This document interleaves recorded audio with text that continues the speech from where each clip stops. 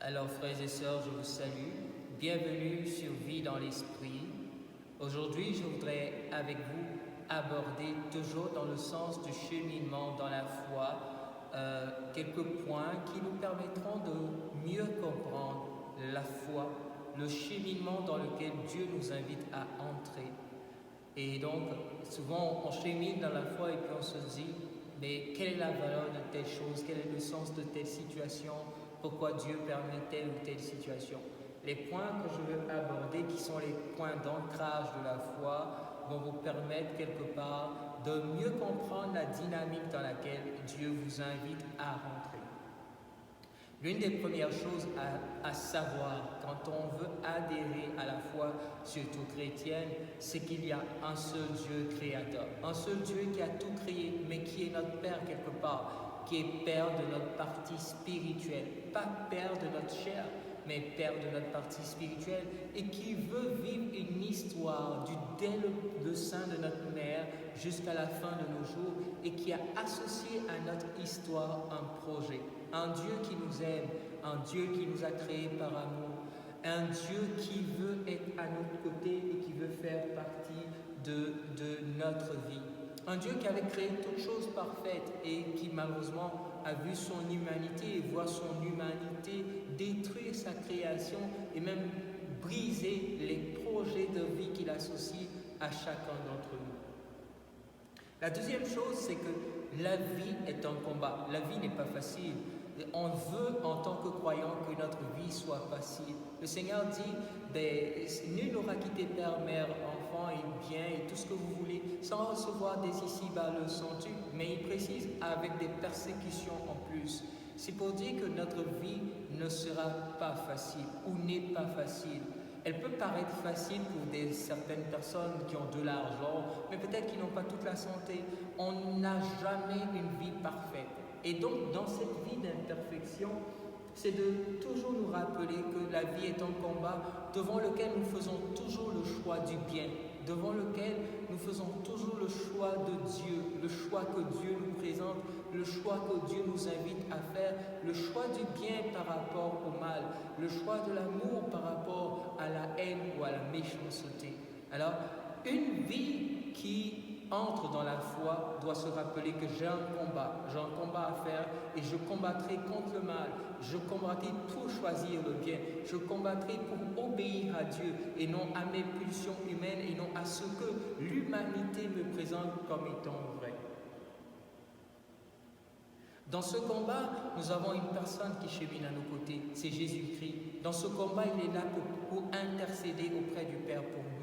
Dans ce combat, il nous montre le chemin à suivre, le chemin de l'obéissance.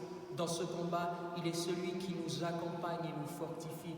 Il est celui qui veut notre bien. Il est celui qui a donné sa vie pour que nous puissions être sauvés. Dans ce combat de la vie où nous allons vers la vie éternelle, parce que c'est ça la finalité, dans ce combat de la vie, Jésus est le chemin qu'il faut suivre. Il est la vérité de la vie au sens de dire, il est le prototype humain tel que Dieu le souhaite et tel que Dieu le pense. Alors c'est une invitation pour nous de nous rappeler que la vie est un cheminement. Dès les premiers jours jusque vers la fin, j'ai un chemin à suivre. Suivre le chemin de Jésus-Christ dans l'obéissance au Père, dans l'amour du prochain, dans le service de nos frères et de nos sœurs.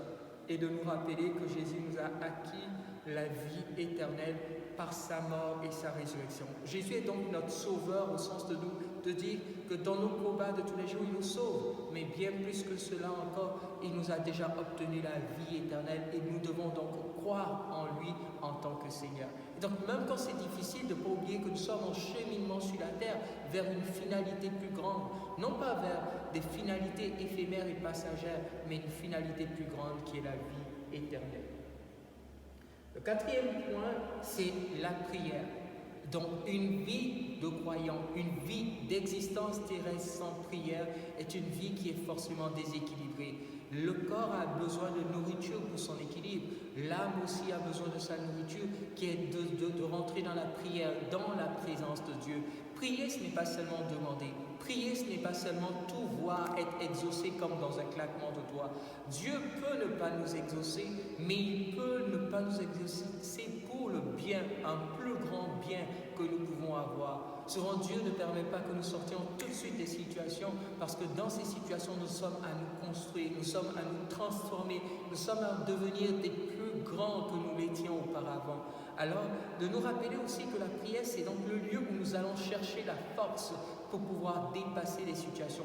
Peut-être que notre situation ne va pas changer d'un claquement de doigts, mais nous allons chercher dans la prière la force en Dieu pour pouvoir tenir ferme devant l'épreuve qui est la nôtre, pour pouvoir dépasser l'épreuve qui est la nôtre.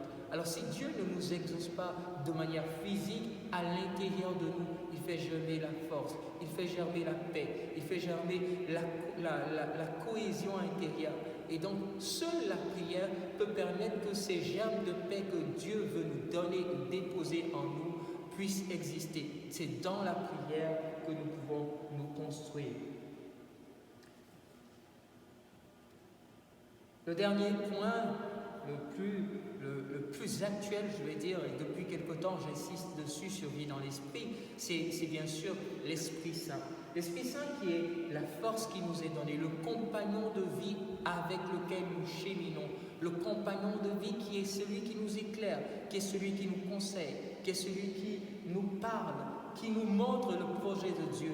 Et l'Esprit, Jésus dit, l'Esprit viendra, il nous enseignera toutes choses, il nous fera connaître toute la vérité tout entière et il nous fera savoir ce qui va venir.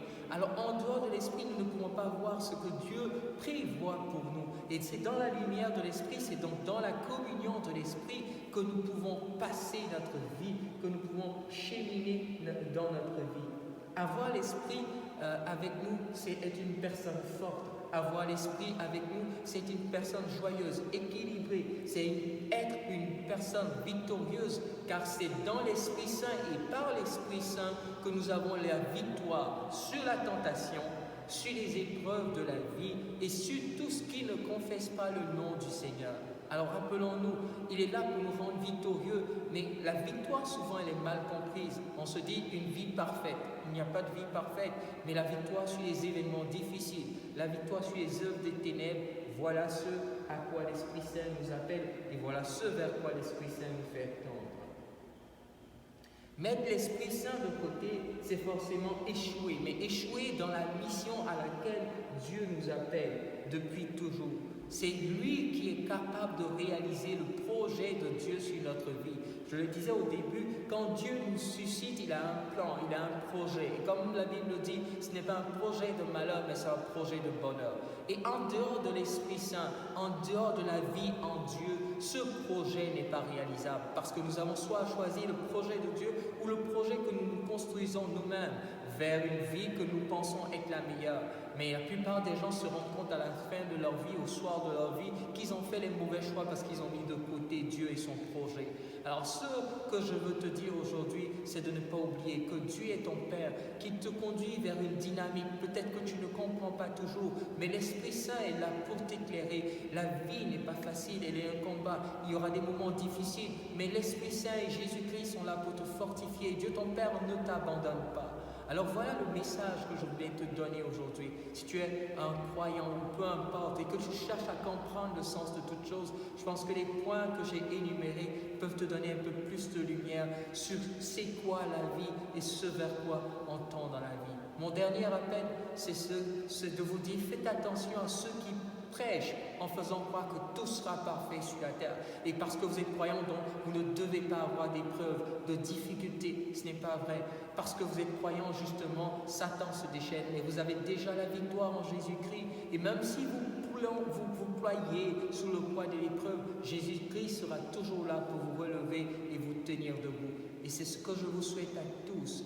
Je demande au Seigneur de vous bénir, que la lumière de l'Esprit Saint habite votre cœur, que le projet que Dieu a fait, a formulé sur votre vie depuis le sein de votre mère, depuis avant même votre naissance, se réalise, que vous rentriez dans ce projet qui se met en branle pour la plus grande gloire de Dieu et le bien de toute l'humanité, car vous êtes un bienfait pour toute l'humanité. Amen. Merci pour tout. Et puis je vous invite à partager cette vidéo, que d'autres personnes entendent le message de la bonne nouvelle que nous venons de partager et que Dieu vous bénisse. Je vous aime beaucoup, beaucoup, beaucoup et priez pour moi toujours. J'ai besoin de vos prières et que Dieu nous garde. Amen. À bientôt.